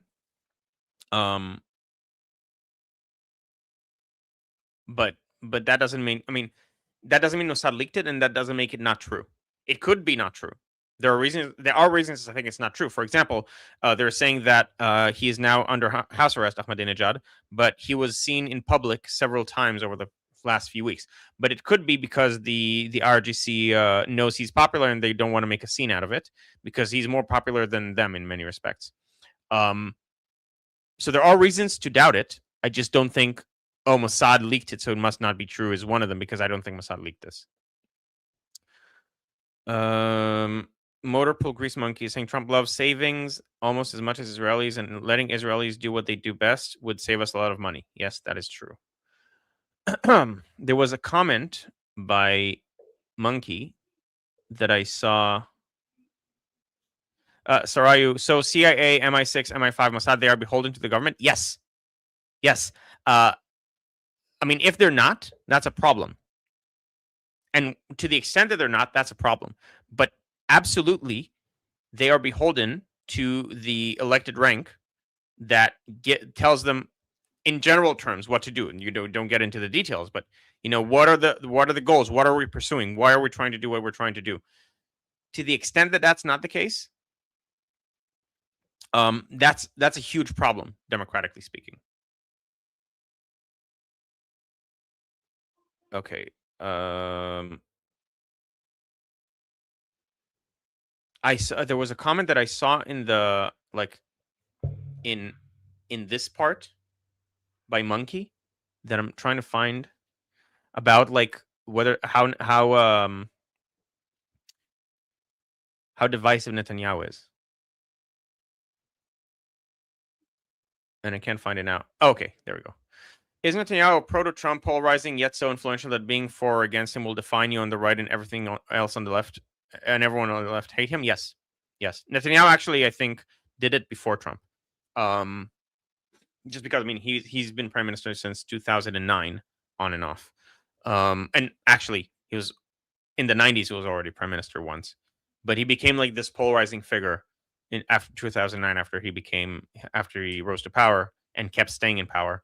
So for a lot of people, and by the way, that's also like part of his branding, like his conscious branding, like, I'm the right wing, people who are forming the right wing. And so when Lieberman left the government and went into the opposition, didn't want to join the government, and then we had rounds of elections. Again, I think I closed it. Yes, I closed it. Let's see if I can open it. Oh, okay, we don't have time. But Lieberman is like the right wing hawk who's secular, and so Netanyahu labeled him. Oh, he went to the left. He moved to the left. So that was actually a conscious effort made by Netanyahu at the time. All right, everyone, we're out of time, and Armin and Grease Monkey are about to go live, I assume. I mean, that's what they usually do. So I will end the stream here once again. Oh, that's the wrong. Subscribe to my channel. Subscribe to Ali's channel. We didn't talk about it, but subscribe to Ali's channel as well. And subscribe to Grease Monkey's channel. Or don't. I mean, Grease Monkey specifically, you can give or take. And yeah, and if you're interested in learning Hebrew, there's a link in the description. And that's it. Hope you had a good time. I look at the comments later, like the comments on the video. for feedback, things I did well, things I didn't do well, things I can learn from for the future. This is my first time going solo, so I hope it was good. I love you guys. Such a sweet guy. Love you too, monkey. I guess. You thief. All right. All right. I'll see you guys.